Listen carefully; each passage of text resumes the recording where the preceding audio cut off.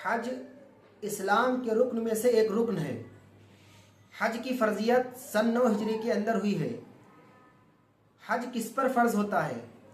जिस तरह नमाज हर शख्स पर फ़र्ज़ है, चाहे वो अमीर हो या गरीब हो, कमज़ोर हो या ताकतवर हो, मर्द हो या औरत हो, नमाज सब पर फ़र्ज़ है। बैठ कर पढ़ने की ताकत हो तो बैठ कर के पढ़े, खड़े होकर पढ़ने की ताकत है तो खड़े होकर के पढ़े, लेट कर पढ़ने की ताकत हो तो लेट कर के पढ़े।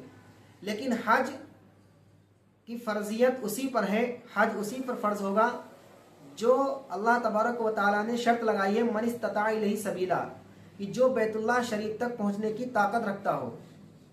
यानी बुनियादी तौर पर जिस शख्स के अंदर 3 शर्तें पाई जाती हों उसके ऊपर हज फ़र्ज़ होगा।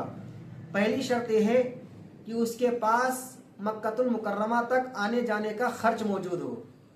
दूसरी शर्त यह है कि जितने दिन वो वहाँ रहे उतने दिन तक उसके घर वाले खाते पीते रहें, यानी इतना उनके पास ज़्यादा ज़िंदगी मौजूद होना चाहिए।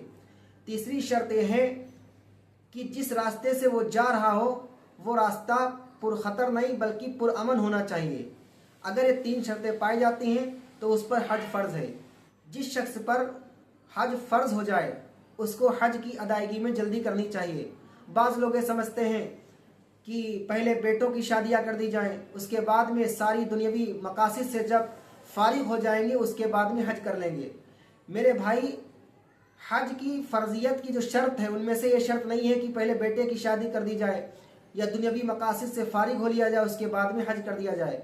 खुदा न खास्ता मौत ज़िंदगी का कोई भरोसा नहीं है कि किस वक्त मौत आ जाए, इसलिए हज फ़र्ज़ हो जाए तो हज की अदायगी में जल्दी करनी चाहिए। अल्लाह के नबी अलैहिस्सलाम ने इरशाद फरमाया कि जिस शख्स पर हज फ़र्ज़ हो गया और फिर वो हज ना करे तो मुझे उसकी कोई परवाह नहीं, वो यहूदी होकर मरे या नसरानी होकर के मरे।